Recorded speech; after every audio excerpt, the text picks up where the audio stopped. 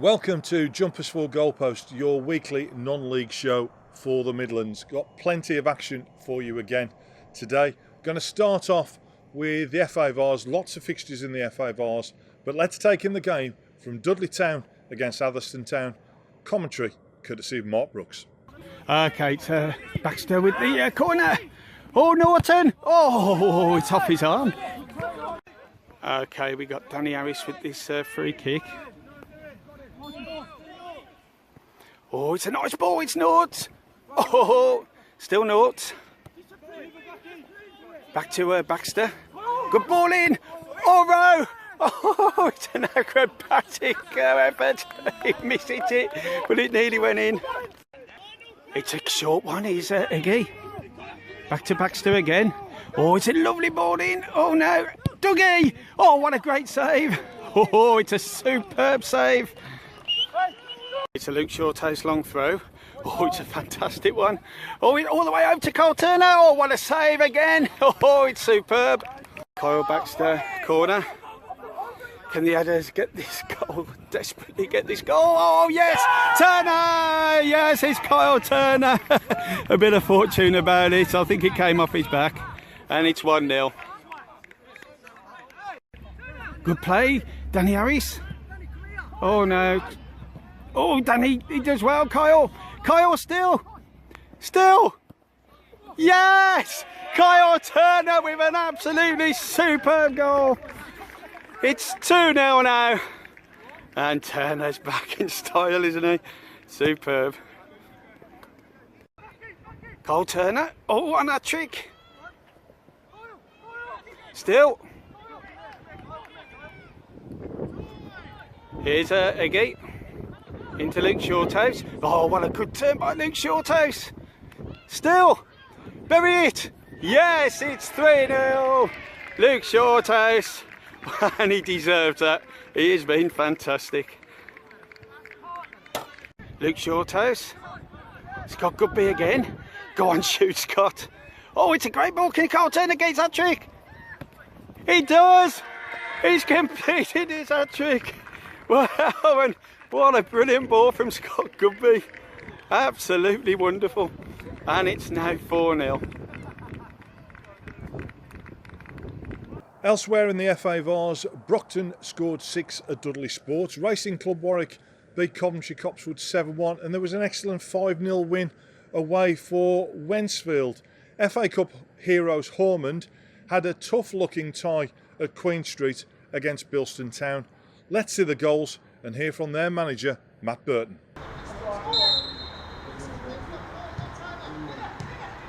Tackle!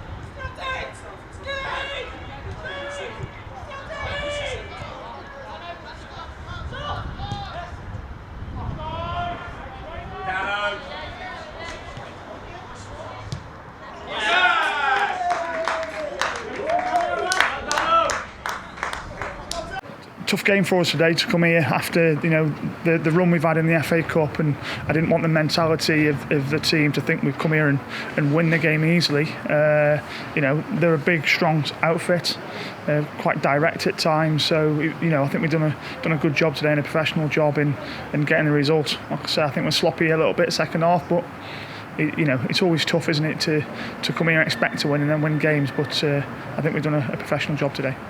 I went to Heath Hayes to see their game against Wolverhampton Sporting Community, and the West Midlands League side had a comfortable 3-0 win. Dimitri Dunkley scored twice, and he's the only person that knows how he didn't score at least 4.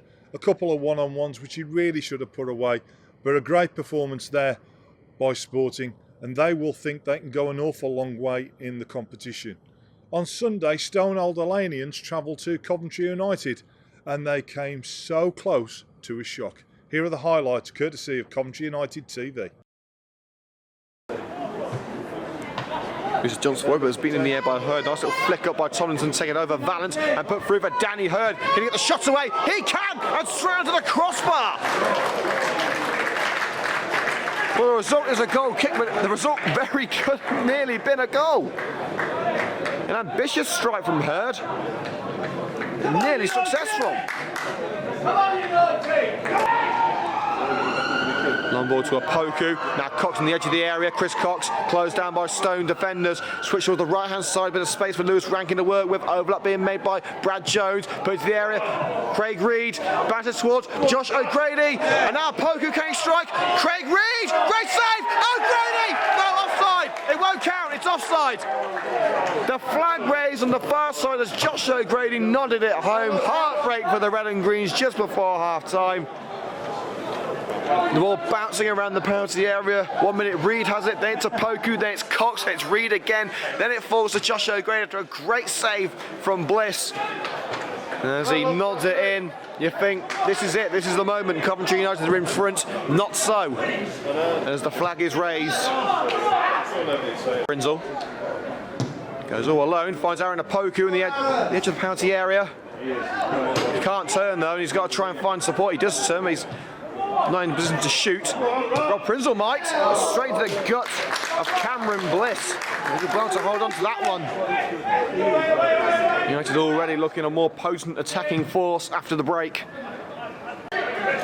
Jones making sure it wasn't going to cause any danger. A long ball forward for Craig Reed. He's onside this time. Craig Reed, can he get the shots away? He can! It went past the goalkeeper. It didn't go past Worley. I don't think it would have ended up in the net anyway, but it may well have ended up at the feet of Aaron Opoku, who was ready to tap it in if he could get to it. Opoku can't get past the last man, but it will fall to Lewis Rankin, and just wide.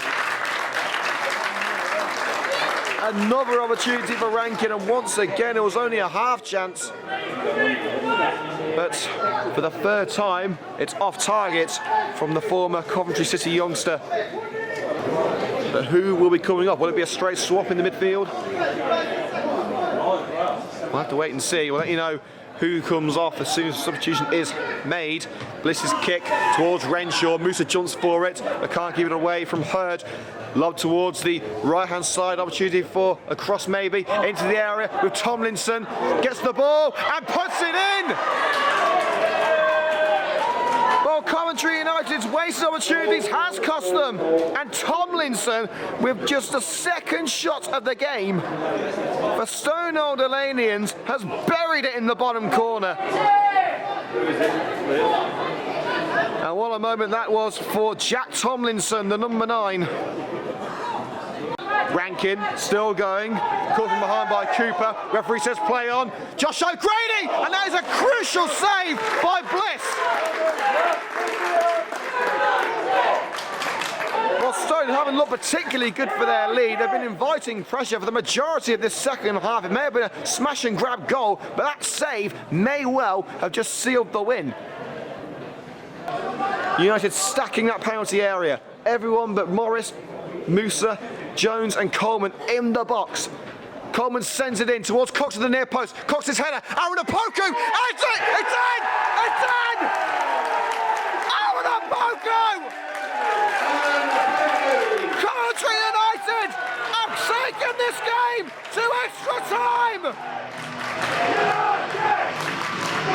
Chris Cox's header flicked it on towards a Poku. It wasn't the most powerful of headers. It went in off the post and over the line. Desperation setting in towards the final whistle. But as the clock ticks into added time, we're going to need extra time. Coventry United 1, Stone Old Alanians 1. We've had 2 minutes of added time. Dramatic scenes at the Butts Park Arena as we head towards the end of normal time. It's penalties and extra time. It stays as this. Into the area. And Coventry United do it! Jamie Coleman! In the space of 2 added minutes, Coventry United are through to the first round of the FA Vars. A bullet header from a long-serving servant for the red and greens.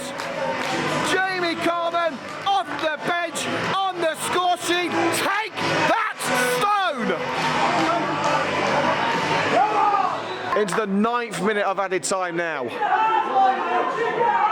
Morris clears. The final whistle greeted by a chorus of cheers. Coventry United have only gone and done it again. We're no strangers to late drama on Coventry United TV. It's been a while since we've seen it. Coventry United losing 1-0 as the clock ticked in to added time. And virtually, as soon as the timer hit 90, Aaron Apoku nodded it off the post to make it 1-1. 2 minutes later, Jamie Coleman nods it into the net and makes it 2-1. Coventry United were far from perfect, but they were successful. Be warned, the red and greens are here to win this. The final score at the Butts Park Arena: Coventry United 2, Stone Old Alanians 1, and my voice is knackered. Round 1 of the FA Vars is on Saturday the 21st of October. There'll be a preview on Jumpers for Goalposts on the 20th of October. Here we are at Darlaston Town, 1874, a wonderful, wonderful facility. Let's talk to Gil and Gary from the club. Well, we're here in the stand at Darlaston Town, 1874, and I've got to put that in, even though it's in brackets, and you can talk to me about that in a minute. And I'm with Gary and Gil from the club. Now, Darlaston Town, a club with a very, very proud history, but a turbulent recent history. Going back, and I mean, Gil, you probably go back downside further than than most of us. I mean, Darlaston saw some glory days at the old ground. Yeah, fantastic glory days. I joined Darlaston at the end of the 83-84 season. When I finished on the Football League, I always said I'd put something back into local football. And I've been associated with the club ever since. One of the best managers we ever had, I think, at the old ground was Jimmy McMurran, and there was a fantastic team then. But prior to that, I will have to put this in because it is relevant to the Darlaston. The locks went on the gate at the end of the 80s, 85-86 season. So 3 of us decided that this couldn't happen, else Darlaston would have gone into no existence at all. So Dave Stevenson and a fella called Gordon Campbell and myself, we approached the West Midlands League and said, look, would you give us a chance to keep the club going? Which they did. The league's always been very fair to Darlaston, and they gave us about 4 weeks in which to get the ground up and running. 4 weeks? 4 weeks. Okay. And I'll tell you that then the first match was against Stourport Swifts. I got 12 players to come along. They'd never trained. They met on the steps at the old clubhouse. And one lad, Paddy McAllister, at 2:30, he was still cutting the bottom end of the ground in readiness to get the game off. And the referee was champing at the bit. Are we going to get? And I said, yes, it'll be done. And that's how we come really to save the club. And we only lost 2-1 to Stourport that day, which was a fantastic effort. I mean, but that's a real story about Yeah. football of this Yeah. level, anyway, isn't it? Even though we're talking mid-80s here. Yes. And then, moving on from then, Darlaston was. Would you say it was more a club that was surviving rather than thriving during, into the 90s and the 2000s? Yes, it was. There was quite a lot of movement as regards committees. Alan Schofield and Rhys Davis, who was a fantastic non-league manager for many years at Alvechurch. They finished there, and then we had a meeting with them, which Gordon Campbell arranged, and they decided that they would come to Darlaston, and they were there for a few years. They were paying a little bit of money out on the park, expenses. We had a tremendous season, and then unfortunately Rhys picked up a really bad illness, and we lost Rhys. And then Jimmy McMorran came. We'd actually got promoted back to the Premier, but because the lights, we couldn't get lights at that time, we were demoted back after that one season because we couldn't get floodlights up and running. And it was a real. And Yes, again, this yes. is the. And Yeah. we've heard that in Yeah. recent years. A number of clubs had issues Yeah. with all Yes. sorts of things, Yeah. and floodlights still being very much one of them. Now, in the very recent past, we're not talking too many years ago now. It looked as though it was going to be the end of Yes, Darlaston yeah. Town. Well, I think probably Gary can come in now because Gary was also vice chairman under Paul Tonks. Yeah. When the club closed down back in 2013, a year later, the ground stood empty. Neil Chambers, who's the chairman of the club, had a committee meeting. It's all active, where everybody sort of attended. Over 100 people attended, and we spoke about getting the club up and running, which everybody was enthusiastic about doing. And then some people just wanted to shy away in the background and think, well, if they're going to do it, let them get on with it. We'll support them later. But to be fair, there was a lot of people who stood up and says, we'll take it forward, we'll fight it, we'll see what we can do. And within 2 hours, we'd formed a committee of 16 people. I was sort of asked to be vice chairman, or seconded by people inside the room, and now I've been involved with Darlaston since I was 10, 12 with ball boy, and then going on to play with them under Dave Powers at the youth level, and then moving into supporting them and playing alongside them and taking on the vice chairmanship twice before. But this one just seemed a bit more of a purpose, like there's something there to do. And looking back now, it just seems like it was the right thing to do. That in the matter of 3 years, we've gone from a committee meeting to having probably one of the best grounds in our league. And it must have been quite sad at the time seeing the old ground in the state it was in. And I was with someone yesterday, and I said I was coming to Darlaston Town. Not the place on the slope. Yeah. That, and everyone remembers the slope. It was Yeovil all over again. It was. They'll probably give Yeovil a run for its money, to be honest. I took a youth team there at the age of 12, 13. First game on the big pitch, and it was like, can you play on that big pitch? And we had 1 year at 12s, and at 13s we done the treble. We won the league, we won the League Cup, and we won the Divisional Cup.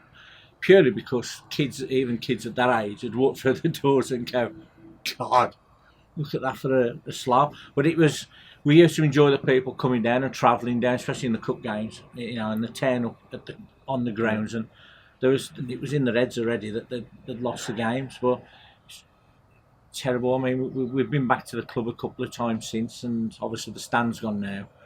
The Dave Power stand, the Fingal stand, that's gone. The clubhouse has been wrecked. The changing rooms that we erected through, it's just a shame. It's just sort of, it just needs to be sort of, well, personally, I think the ground needs to be put into a recreational ground and still used for football more than, you know, than just left there. Do you think that's likely to happen though? It's a must happen, because at the end of the day, it's just being left to rack and ruin. It's being vandalised, burned, stuff like that, and it wasn't not for the trying that we did want to get that club back. It was our roots. That's where we come from. We wanted to carry on, but it was going to cost too much money for new clubhouse, new stands, levelling the ground, floodlights.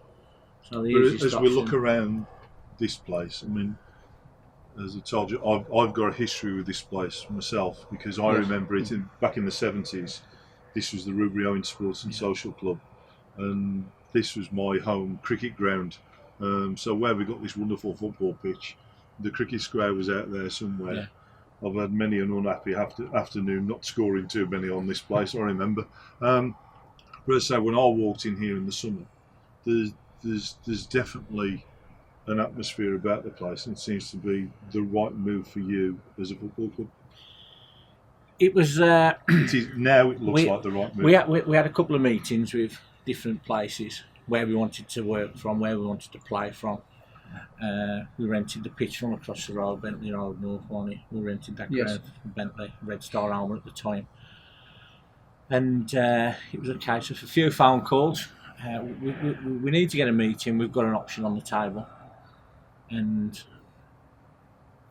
the meeting was, you know, it's now you've got to go all in at this. It's now good putting your toe in. We've got to go for it. So it was a unanimous decision that we took it on board, that we took it. We turned up, and within we picked the keys up on New Year's Day, and within sort of a week we got the idea of where the dugout stands was going to go, and everything, the goalposts, the pitch, which pitch was going to use, how we're going to treat it, how we're going to use it, where we go forward from here. And within each year we had Neil Juggins and Wendy come down and give us advice what we do, where we take it, and it's gone from strength to strength. And it's sometimes we sit in the club after matches and we do sort of get worried how far we can actually take this, because we have the scope to take it another way. In the evo-stick Premier, it's been an interesting week for our teams in the top division. Stafford Rangers losing heavily at Shaw Lane, 4-0 down at half-time, pulled it back to 4-2, 2 goals from Dan Westwood, but Shaw Lane eventually winning that one 5-2. But they bounced back in midweek with a 3-0 win over Nantwich Town. It's been a bad week for Hensford Town. Let's see the highlights of their game away at Mickleover Sports.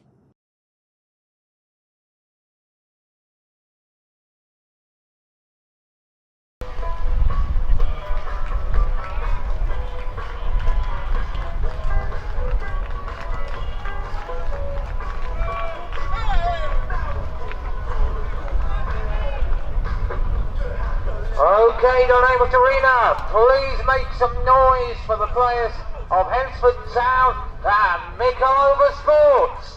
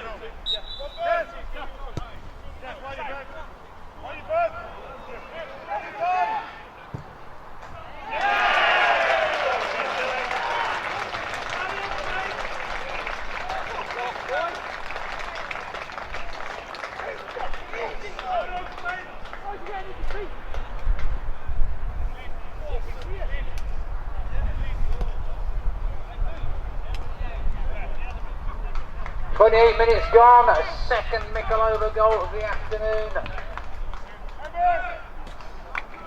Hey! Fucking put your head up!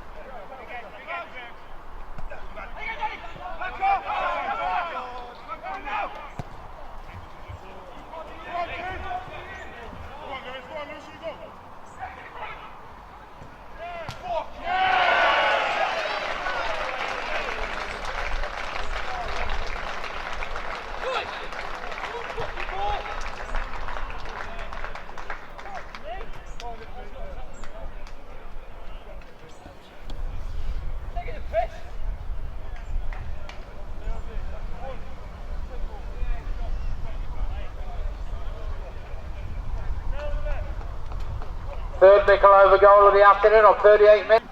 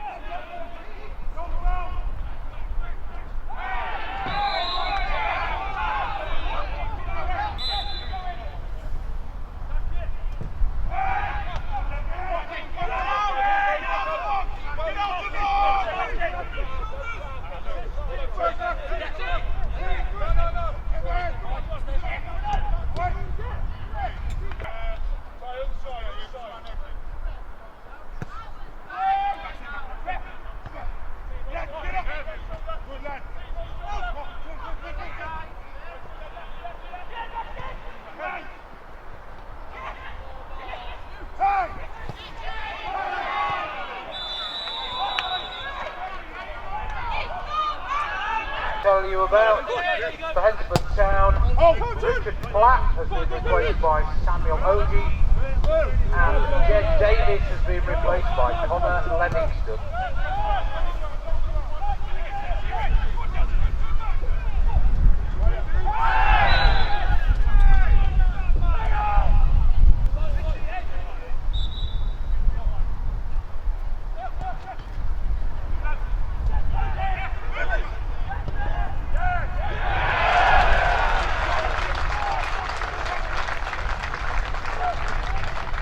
.47 minutes gone, and fourth goal of the afternoon, Lewis Belgrave.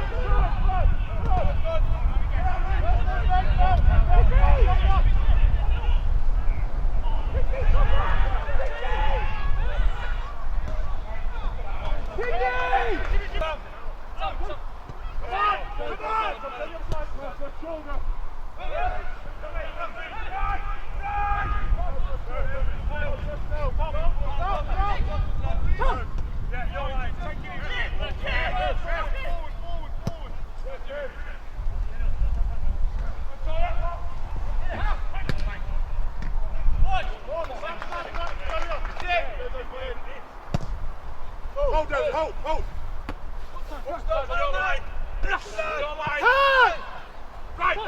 Right. Good lad. On again, come on. Hey!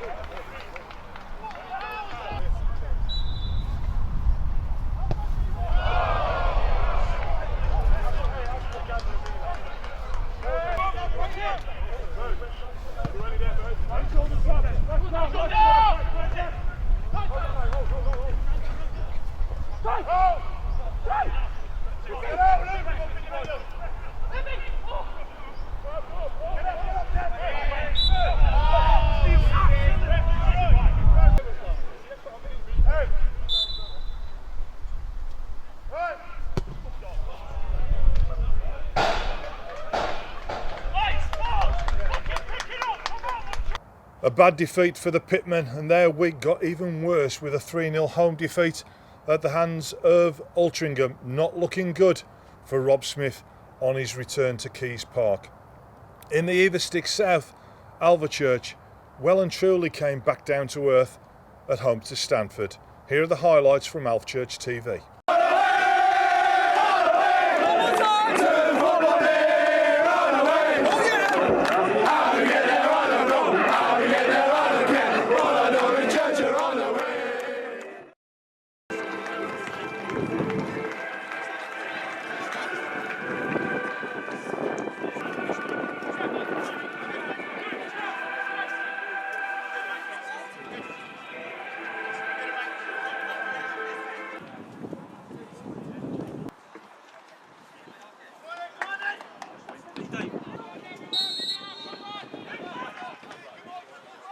Centre of the field.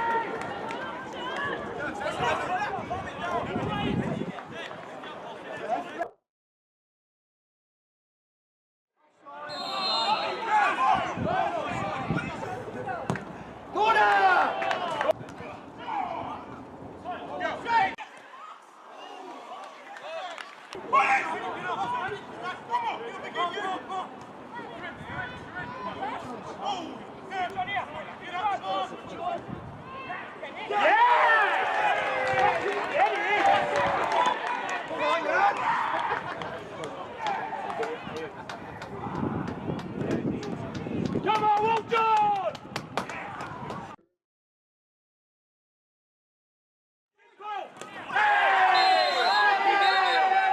Fucking hell, ref! Ref, just fucking get on with it. Go on, Henry!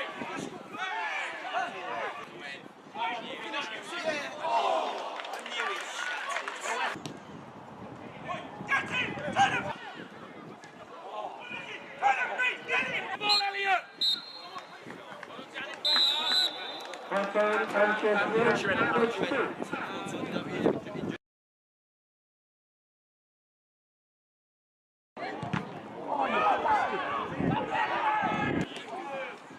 Good lad, well done!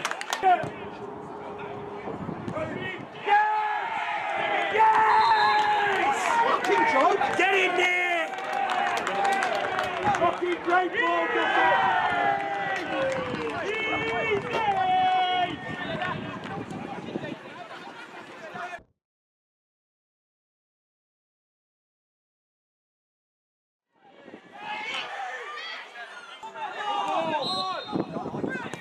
oh, you bastard!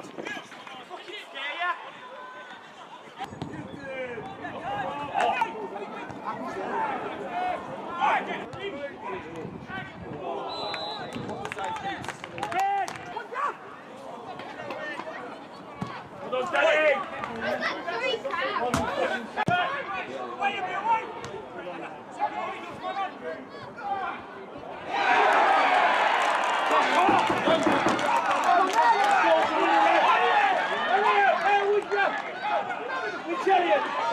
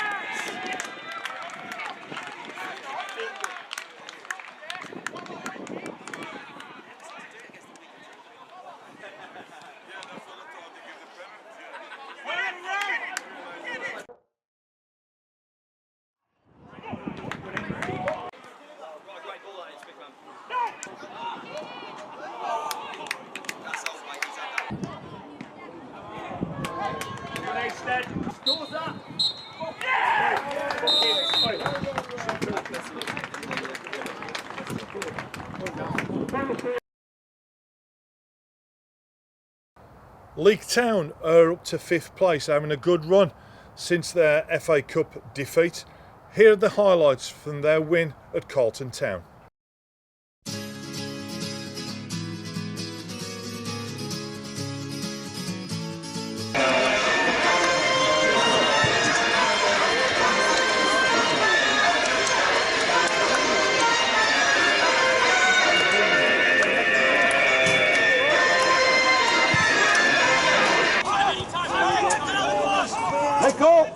Pick up!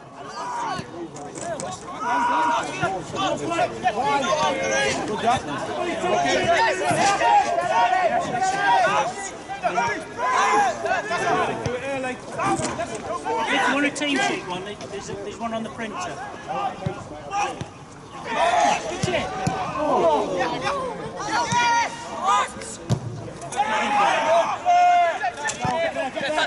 Don't fall. Well done.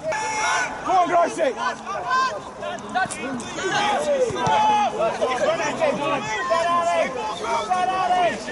Open up. Hey. That's where it goes missing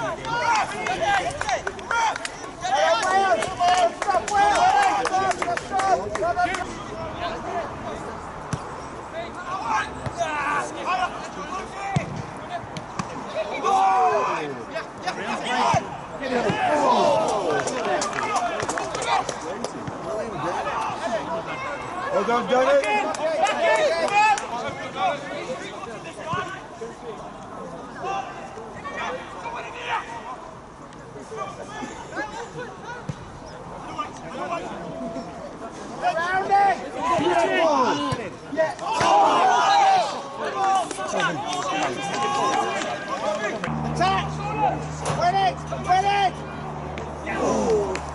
Well done, Mike.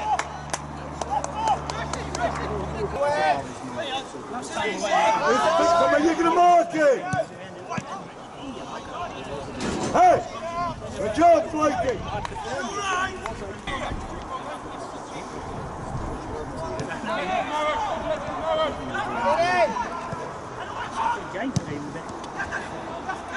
Danny, sit in, Danny! Danny! Hey, go and clear a line. Hey!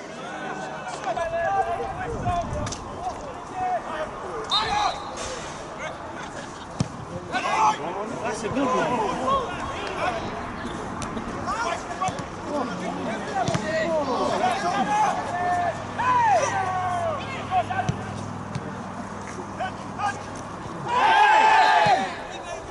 No, he did! Again! You're faithful!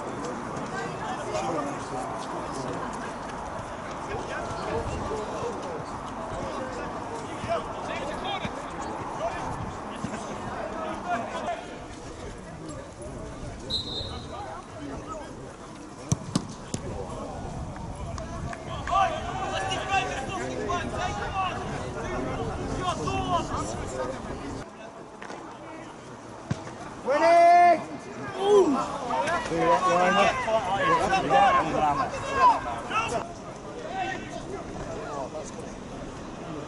Ready?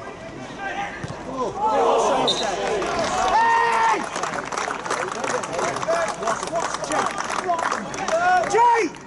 How can you get under it?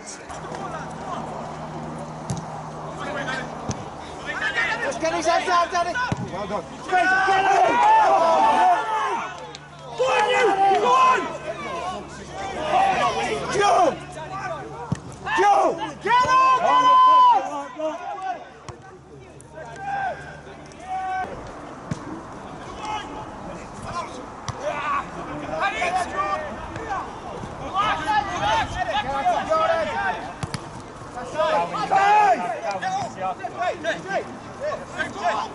Out the ball.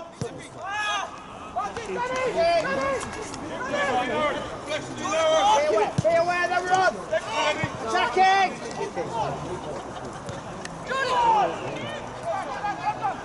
Stand up. Jaffy. Good luck, Jaffy. Kick. Attack it.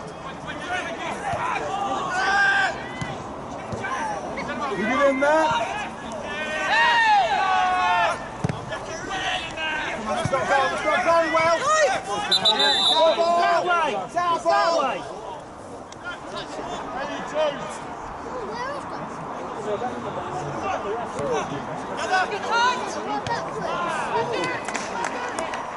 That's it.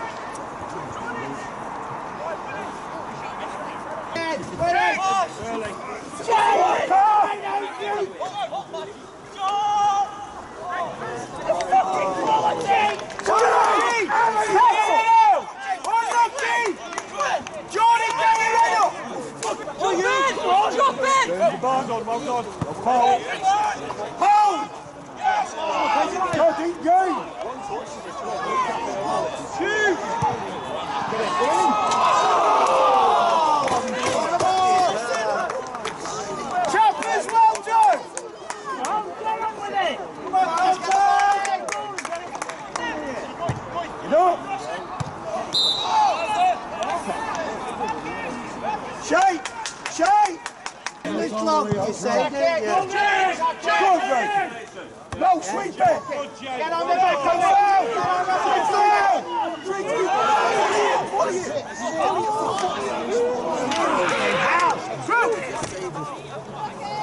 winning!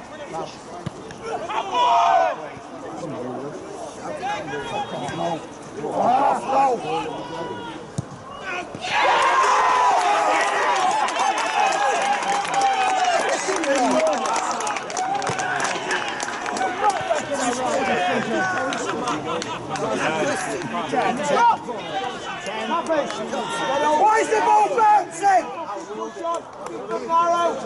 Give him this way, give him get over! Comes out, man! Get in there!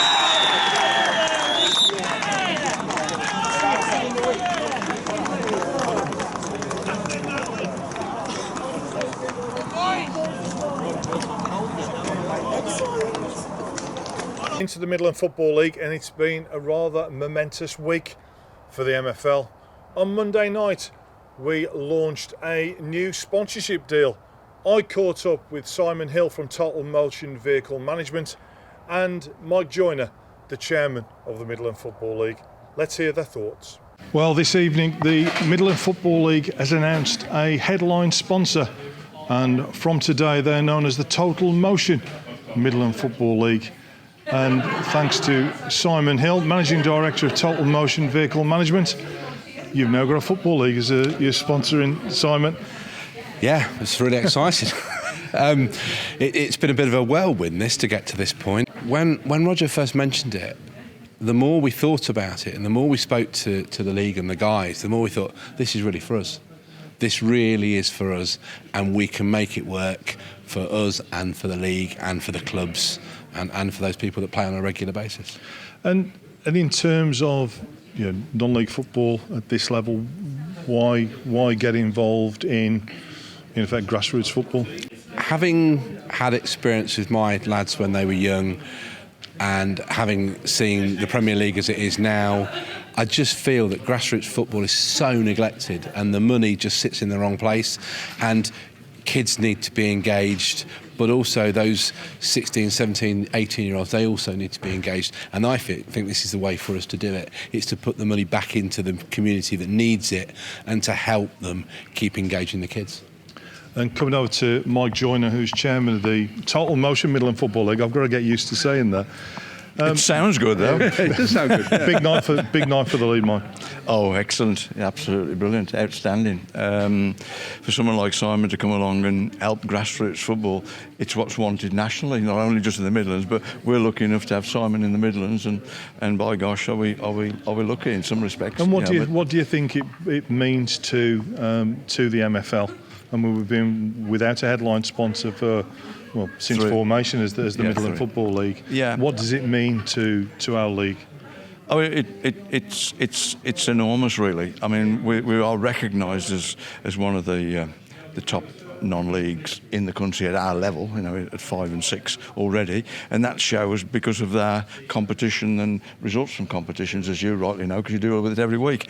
But to have a sponsor there as well, it's just that it's more than the icing on the cake. It really is more than icing on the cake. But it's achievable for the clubs to have another income stream, and it's up to them as to how big that income stream becomes. Like it's limitless, really. But if they take it on board, and I think they will, the reception we've had from the room this evening, like it's exciting. It really is exciting. I think just mentioning that, Simon. I mean, we've. The meeting finished some time ago now, and yet the reaction has been, I think, surprised us all.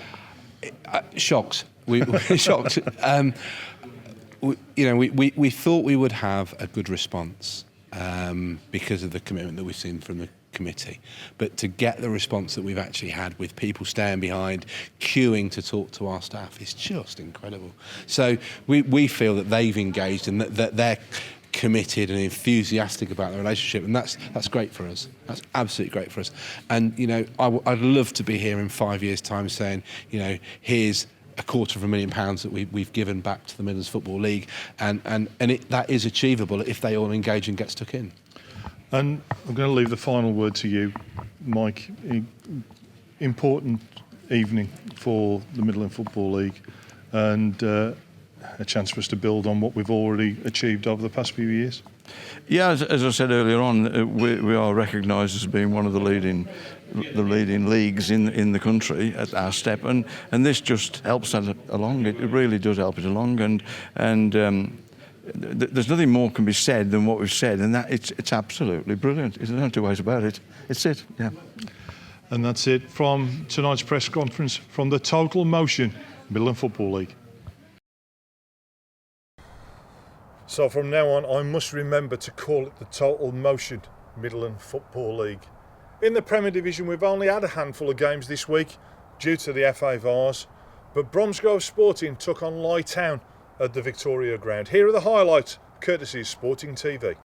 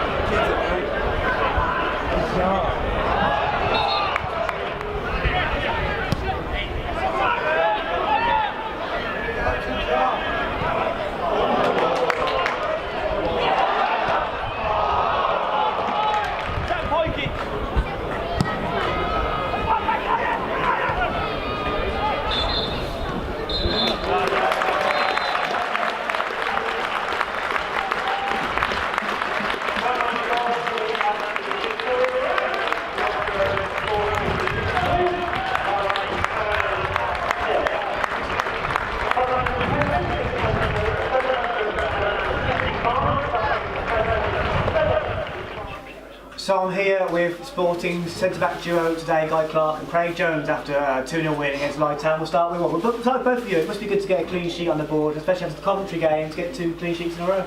Yeah, I think we spoke before and we said we weren't quite at it defensively, but the last 2 performances, I think 3 with Kalsa in there as well. Defensively we've been a lot better, and it's great to get clean sheets. Clean sheets better than goals for me, so we'll take the 2.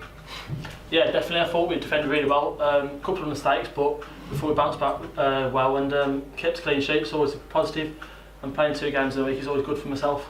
Do you know what I mean? Get that fitness. Talking about goals, are you claiming that? I'll have it.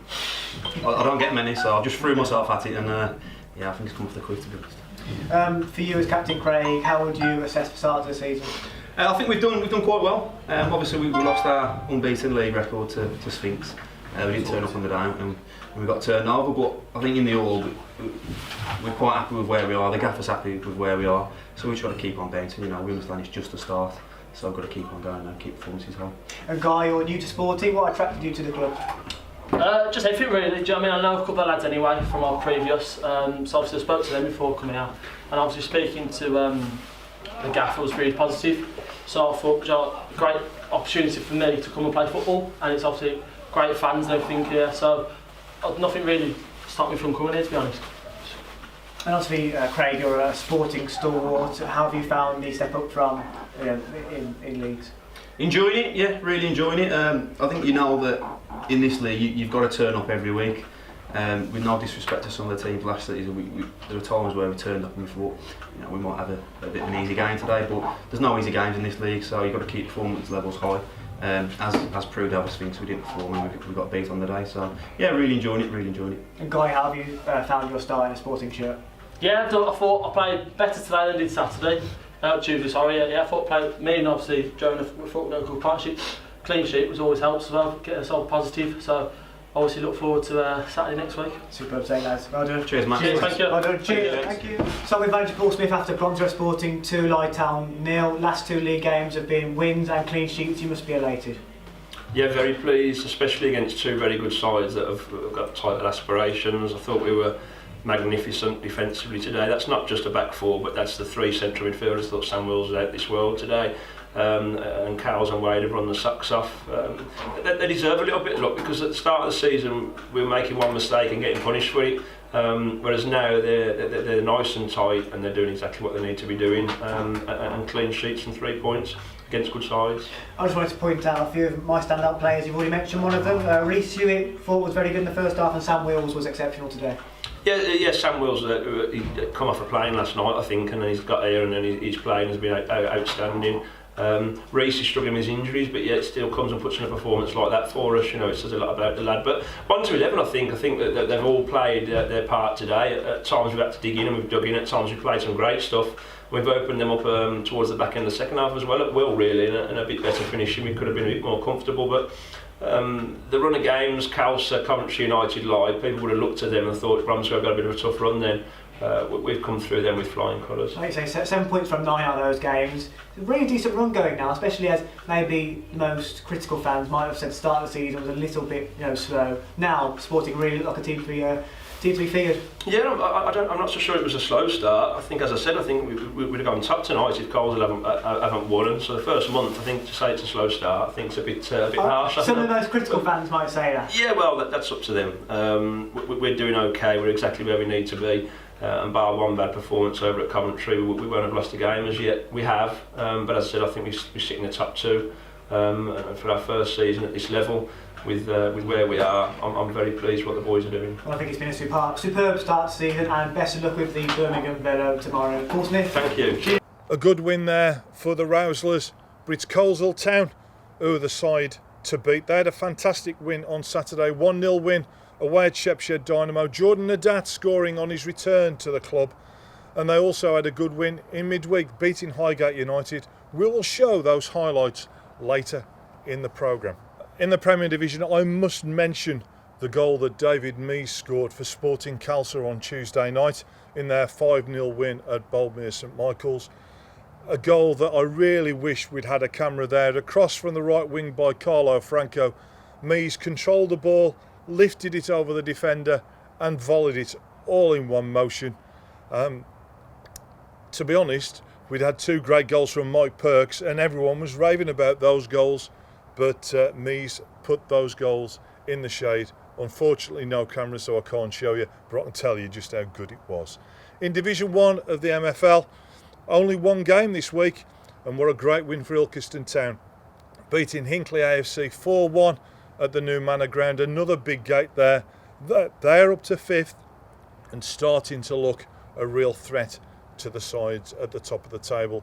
A handful of games in Division 2, Montpellier the big winners, winning away at Earlswood Town. They're up there just a point now behind leaders NKF Burbage. Into Division 3, and here we go again folks. GMP Sports played 6, won 6. Great win for them, 3-1 over CT Shush. Ulster Town managed to hit 9, and normally you think team that hits 9, they're going to be the headline team of the week. No, they're not. We haven't mentioned FC Stratford yet, have we? Let's see the highlights of their game at the Hub against Continental Star.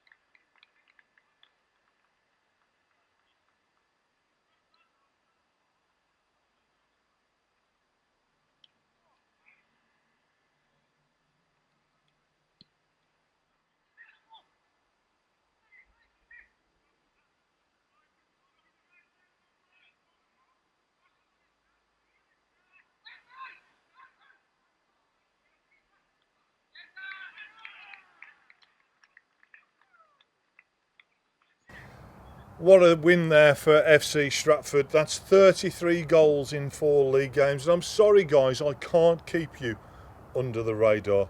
And we'll talk about your game, forthcoming game, a little bit later in the show. Into the West Midlands Regional League now. And again, a handful of games in the Premier Division because of the FA Vars. And it's Wolverhampton Sporting who are now top of the table. A big 6-1 win in midweek over Hereford Lads Club. And the game that we highlighted last weekend as the game of the weekend finished Tividale 3, Wolverhampton Casuals 3. Occasionally, I do know what I'm talking about. In Division 1 of the West Midlands Regional League, Chris Knight scored a hat-trick as leaders. Team Dudley beat Willinghall Town 7-1. A bad week again for the Lockmen. They lost 4-0 at Wren's Nest, really struggling at the bottom of Division 1.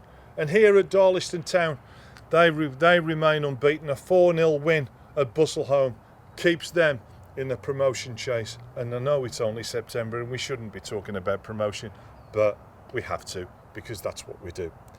In Division 2 of the West Midlands Regional League, Seek Hunters made it 8 out of 8 with a thumping win against Gornal Colts, who were in 4th place. Can anyone stop Seek Hunters even at this stage of the season? I would say probably not. Back to Division 1 now, and Darliston Town, as we've said, have made a fantastic start to the season. Let's talk to Gary and Gil again about how this season's gone and the future of the club here at the Bentley Leisure Pavilion. Well, we've talked about the move into this wonderful place, the Pake Air Ground, as it's now called. You must have, well, first of all, let's talk about this season, because up to yet, and the last thing I want to do is spoil anything. Thank you. You're on an unbeaten run, which is a great start to the season. Yeah. Things are looking positive on the pitch, and you must be thrilled with what you're getting off the pitch as well, with the people coming through the door. Yeah. There's, I think it's about 3:15. We see Nicola White start at one end of the pitch and sort of do an egg count, and we're all sort of eager to wait. It's like waiting for the lottery numbers, and yeah, it seems to be sort of. It's regular into 3 figures, though, isn't it? Yes, I don't think we've been below really for a good while at the moment. It just seems to be hitting. And to be fair, in Division 1 of the West Midlands League, that is an incredible gate. Yes, yeah. There's a small sort of, obviously, the history of the club with people coming, and we have a lot more visitors come, ground uppers. There's a lot of youth involved as well from the older clubs that we run before that are still coming in and supporting the club. But yeah, it's nice to walk out there, and especially when we score or even with throw-ins or something like that. The volume that we hear from this ground now, I personally haven't heard it for a good while, but it just seems to be a good atmosphere around the place. Now, you were telling me earlier that Saturdays here are very long days. Oh, yeah. And I actually think it'd be great for you to share just a little bit of that, so people actually realise just how much work goes into a club such as this. Saturdays start on Fridays. Generally about half past 9 at night, doing the shop. It's easier for us to do it at night because we can get round and we're in the Asda or Tesco getting all the food for the next day. And usually it's 7:30. That's the start of the day. We arrive. That's myself, my wife, and the kids. And generally 5 times, well, 50% of the time, Gil's here before us cooking the bacon and the sausage, getting it all ready in the oven. But then the work started about 9 o'clock when all the fans of the MJPL League teams, we have a base, we have a local club called Lanehead. They hire 3 pitches off us on Saturdays, Spartans, Hornets and the Swifts. And they play their home games here. So we support all their parents with putting hot drinks on, hot food. That's available till about 11 o'clock. Then once they finish, the committee and the helpers, they cook about 100 plates of chicken nuggets, sausage, chips, beans. Feed all the kids, about 110, and the managers and the referees. So there's about 120 people. But then they get a half-hour break while they eat it, and then as soon as 12:30's done, it's a case of cleaning all the plates, cleaning all the tables, hoovering up and tidying up.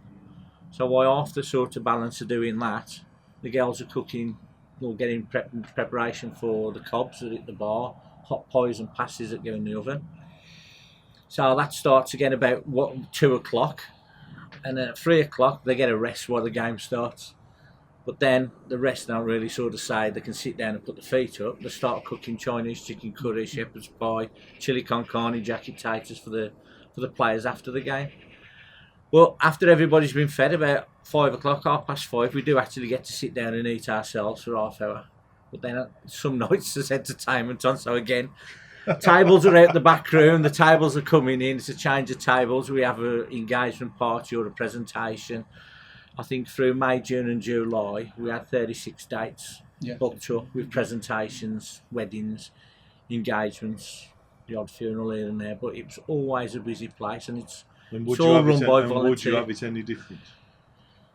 We say yes, but we wouldn't, because Neil puts it in the diary that it's a free day. Nobody works Saturday. I can see it on your faces. You wouldn't have it any different, even though you might think, "Oh, not again." Yeah. Neil has a little. We have the diary, and Neil the chairman has this little thing in there, free. That's when you don't work, and then we have somebody go keep free. Is it 19 free? It is, yeah. Can I have a party? Of course you can. Let's get rid of that. So that's our freedom gone. But now it's a case of Monday to Friday to work and wait for the weekend with football, because obviously we have the MJPL, we have the Saturday team football in Dalston Town, we have the Sunday teams over here as well. It's non-stop the weekends, and it's something we wouldn't give them. See, when those matches are finished, the youth team matches, invariably the first team's at home. So then we start. Invariably, it's Neil and myself. Straight away. We get down into the dressing rooms to get the dressing rooms clean, ready for our opponents. We get half hour. You know, we about half an hour. And that's clean. To turn it round. Sweep up, hoover. Yeah. Hand all the kits over. Gill up all the kits up with one or two of the youth team players from the younger kids who play over here. They'll all chip in and help him with hanging the kits up ready for the afternoon matches. So it's fantastic to be part of it. Looking at this season and perhaps the coming seasons, what are the plans for this football club? I mean, everything I hear when I came in the summer and what I've heard from you today is a very ambitious club who very much got their feet on the ground. What are your plans? What are you hoping to achieve?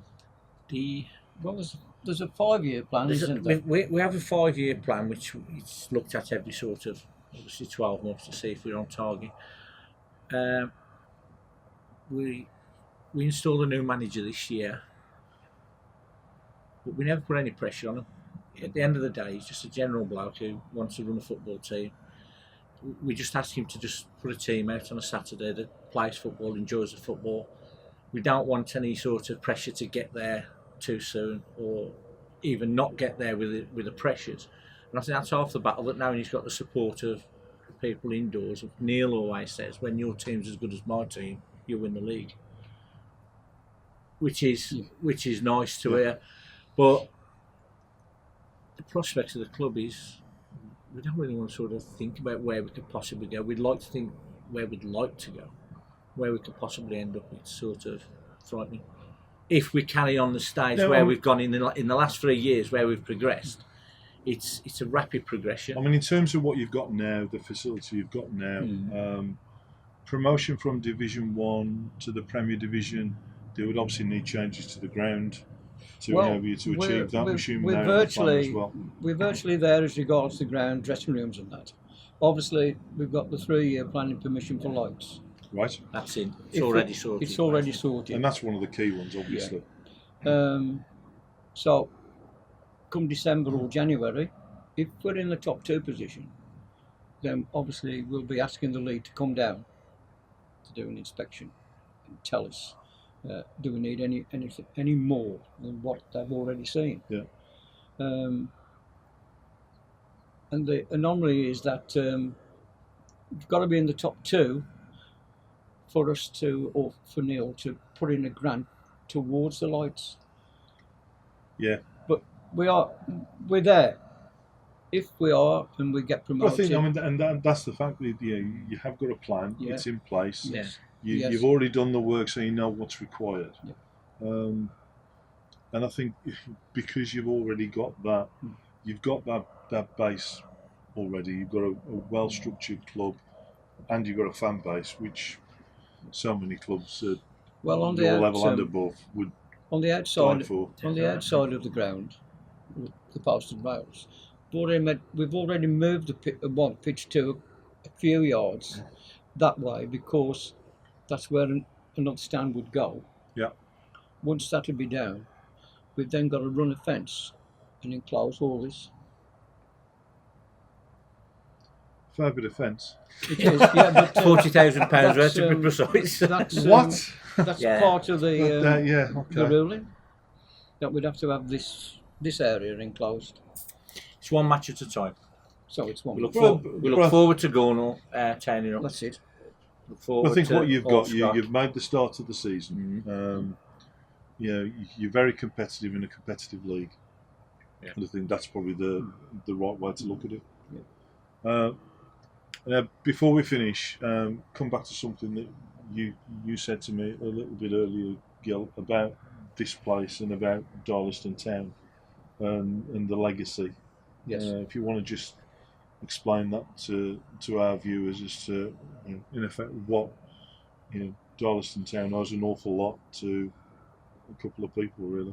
Well, Darlaston Town, it owes a lot to our chairman, a very good chairman, Neil Chambers, and the legacy is in memory of his wife, Linda.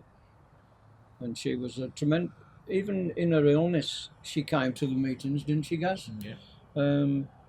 And she was behind Neil all the way, and Neil has kept it going, and he's determined to keep it going. And I'm sure that in the near future, Neil will see the fruits of all this place come to fruition. And I've got to be honest, the welcome I had from Neil in the summer, when I barely set foot on the tarmac, he came, bustling over, recognised me straight away, and that having that sort of reaction just shows what a good clubman he is, but what a good chairman. Oh, absolutely. And you can tell. He knows how to run a club, knows how to keep everybody on the toes, but not in a bad way. He's mellowing. We've got him. We've cracked him. He's got this thing about lights. If there's any lights on, he'll come and take a clip. Who's left that on? I don't know, Neil, really. I do. But I'm just working in the dark now. when we see the car pull up, we say, get the lights off, come on. The lights off. Yeah. Is the heating on? No, not yet, Neil. Now about 11 o'clock we put that on.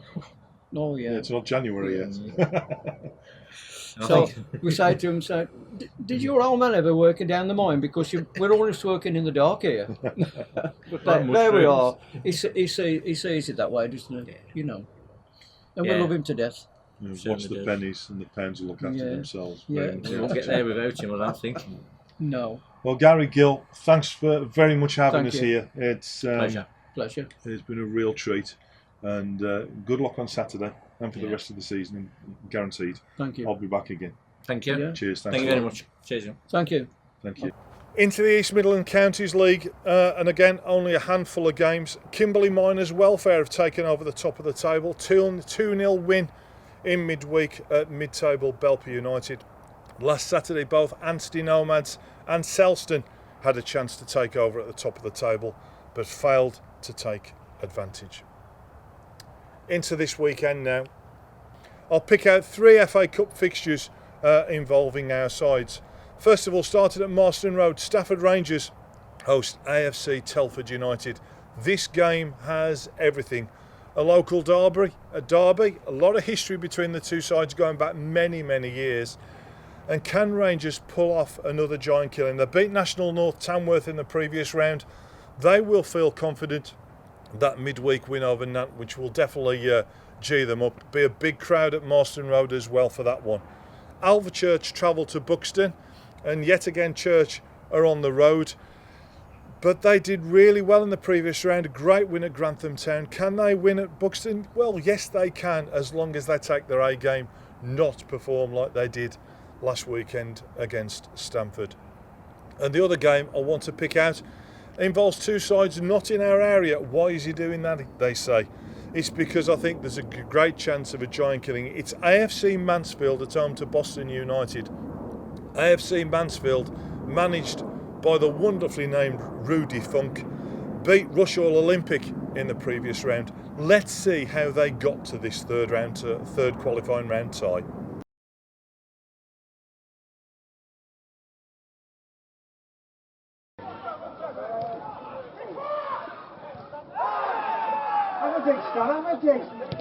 Yes!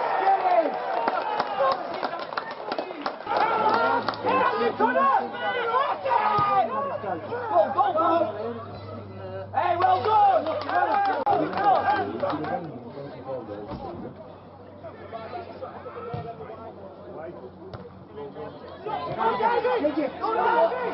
Go diving! Second! Brilliant, buckle!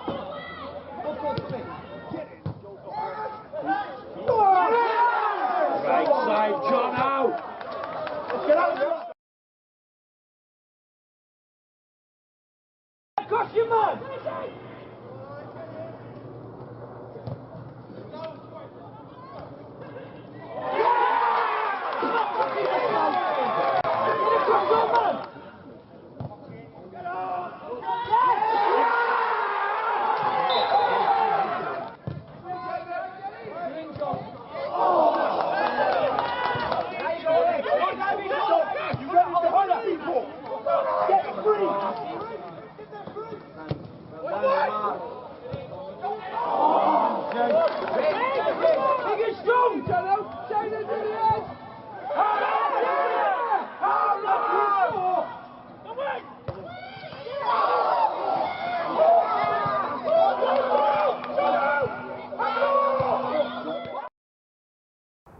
Into the evo-stick Premier Division.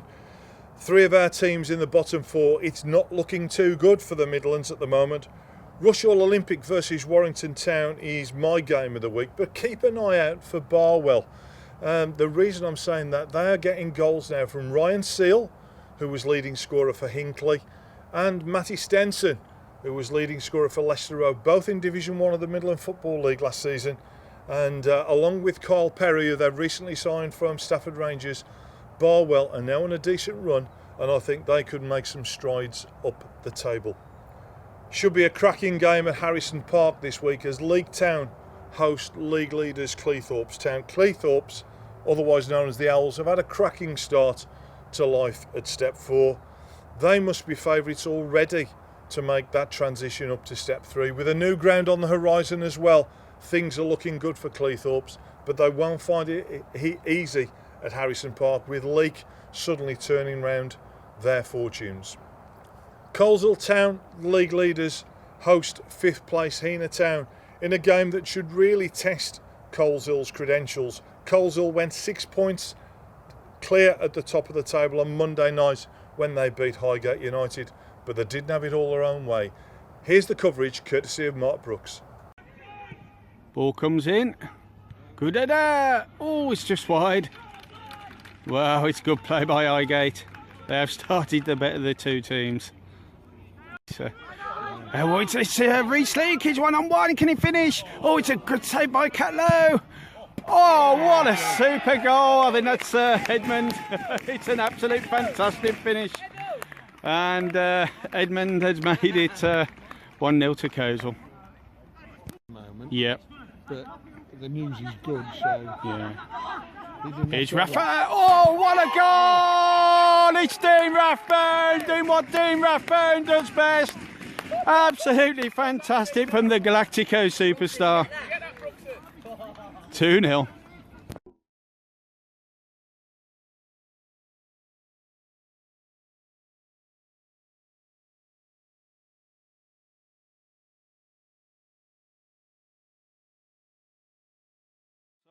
Reece Leake still. Oh, it's a good shot. Catlow as well. But look at that. Oh, it's a great double save from Catlow. And Highgate clear. Oh, no. And can he finish? Surely.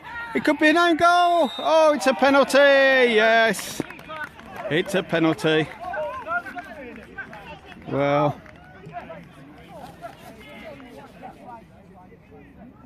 it was Hassel who's won the penalty. Dean Rathbone v Catlow. It's 3-0. Rath's got his second. And fantastic first half for Coleshill Town. Come Coleshill again, it's Rees-Leek.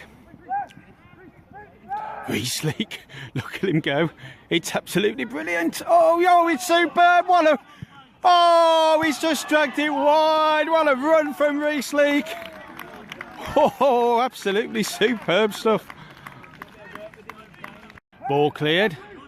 Jordan Nadat. Oh, he could break to the ref. Oh, it's a good ball. It's Edmund.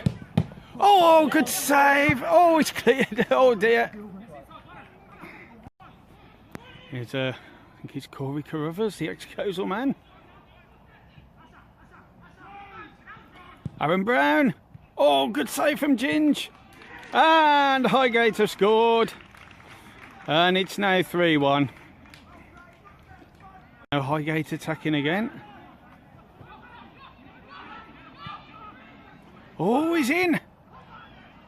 Oh, it's gone in. What a lovely finish. And I think it's Adagio. It's now 3-2 and Highgate are right back in this game. Rees-Leek, good strength. Oh, it's superb by Rees-Leek. Rees. Oh, what a save. What a save from Catlow. Oh, that's choices denied Rees-Leek. Two of the games to look out for in the Total Motion Midland Football League Premier Division. I'm going to get that in as often as I possibly can.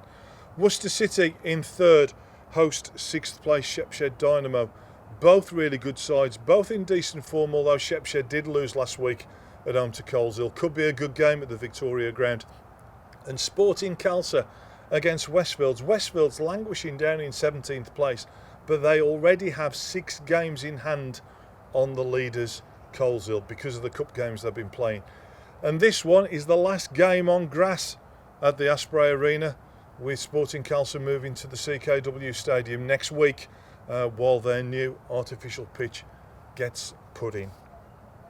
In the Midland Football League Division 1, the leaders Studley are at home to Heather St John's, and Heather in cracking goal scoring form, and could be a real test of Studley.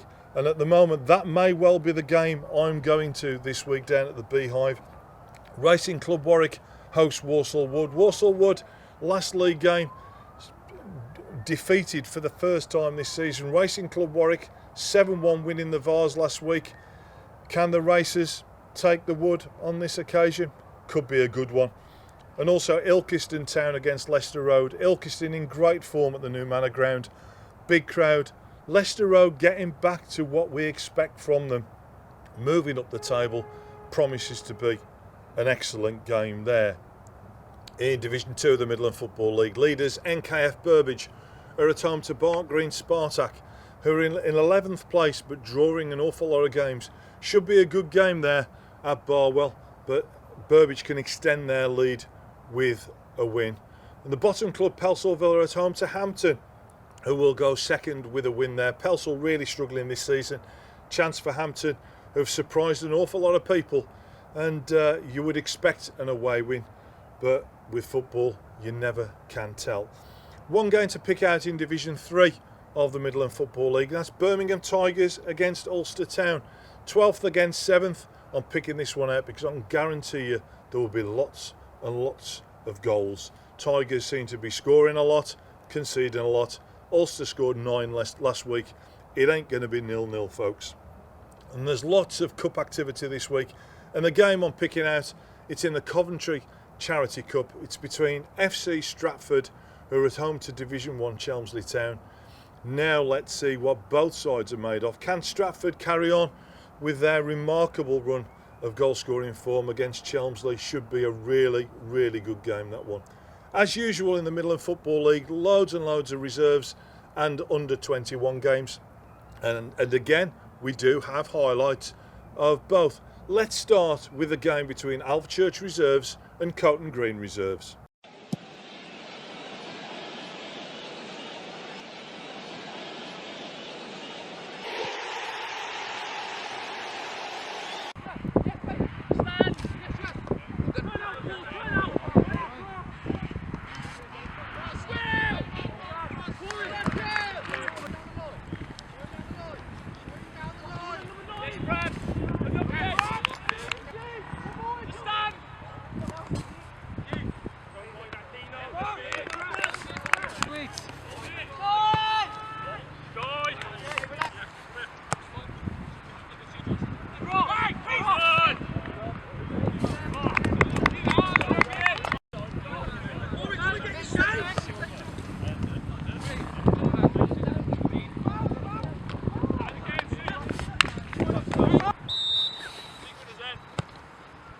free kick.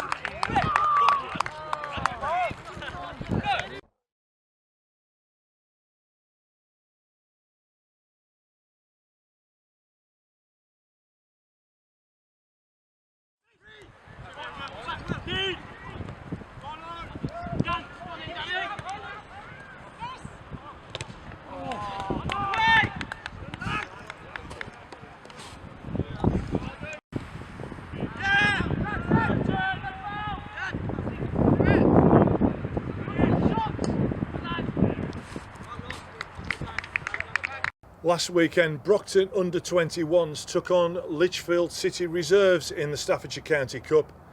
Plenty of goals for you to see on this one. Here's the coverage.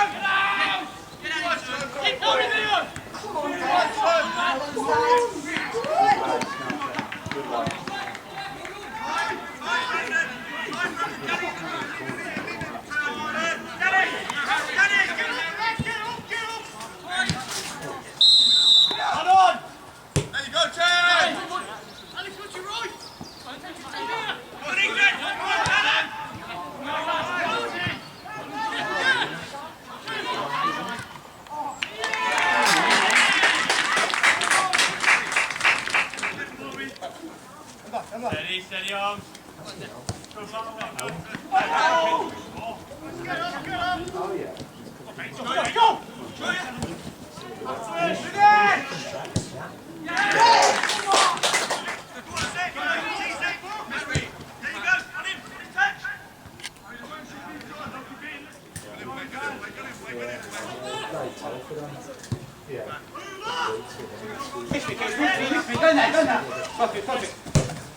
Good ball.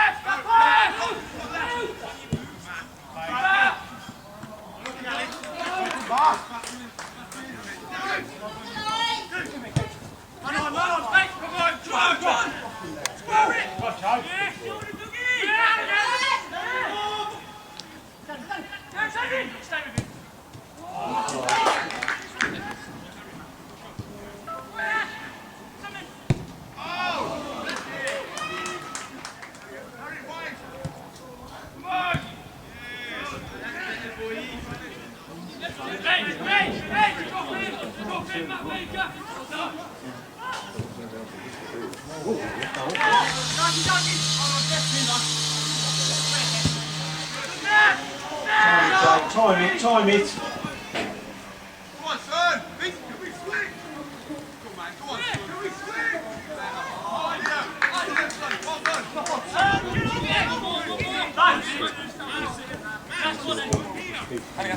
One sec. Press it.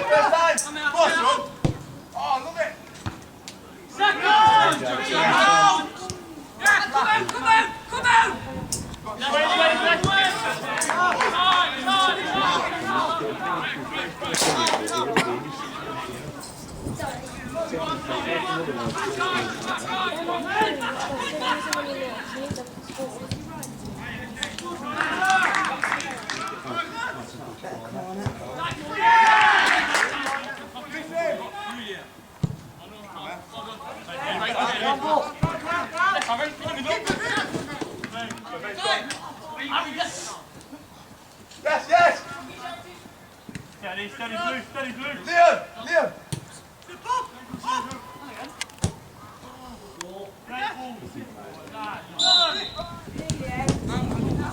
Steady.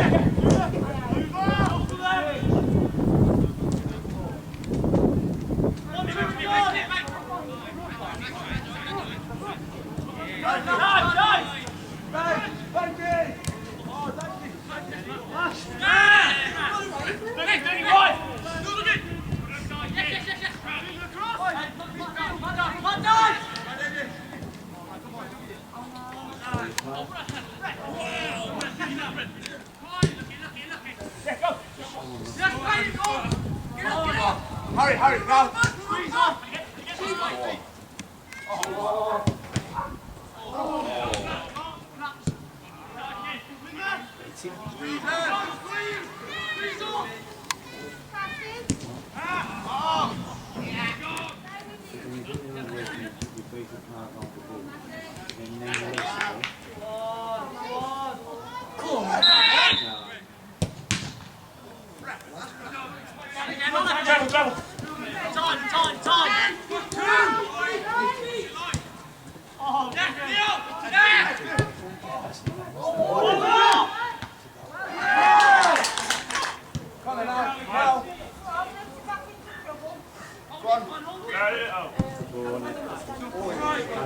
go! That's it, George. Go on, George.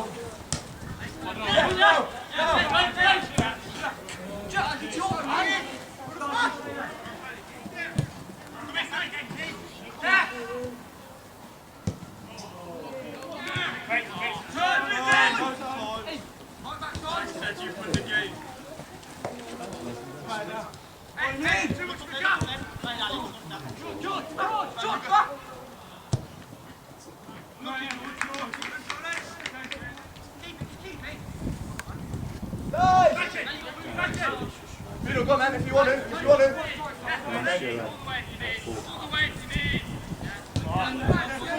Come to me! Go on!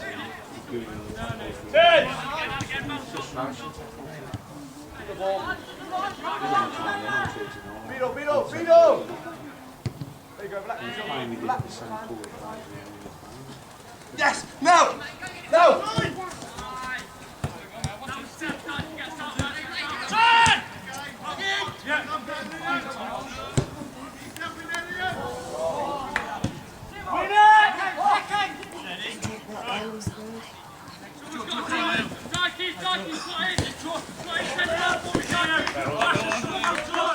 In the West Midland Premier Division this weekend, leaders Wolverhampton Sporting Community take on 19th placed Stone Old Alanians. Now everything points to this being a big win for Sporting. However, don't forget Stone really pushed Coventry United close, and but for 2 injury time goals they would have knocked Coventry United out of the FA Vars. Could be an interesting game, that one. And the other one I've picked out, 2 sides very close to my heart. Bilston Town Community against Wolverhampton Casuals. This promises to be a really tight affair. Both sides probably lower in the table than they would expect to be, but a tough one to call. And again, I would expect a fair number of goals in that one. Picked out 2 games in Division 1 of the West Midland Regional League. And Tipton Town host the leaders Team Dudley. That's 7th against 1st. Tipton, I think, will be disappointed to find themselves in 7th place. A heavy defeat at St Martin's really upset their form for this season. But on their day, they're a good side, and playing on their own pitch, there could be a real challenge for Team Dudley at the top of the table. And we're here at Darlington Town, so we have to mention the game that's here on Saturday. Their game at home to Gornal Athletic. A great chance for Darlington to maintain their unbeaten record. One game to really pick out in Division 2 of the West Midland Regional League, and it's a good one at the top end of the table. It's 3rd place Wolverhampton United against the league leaders Seek Hunters. Now, we all saw what Seek Hunters did last weekend against 4th place Gornal Colts. Can they do it away from home at 3rd place Wolverhampton United? Again, should be a decent game and hopefully a decent crowd at Prestwood Road. In the East Midland counties, a couple of games I've picked out that are well worth going to. Barrow Town host the leaders, Kimberley Miners Welfare.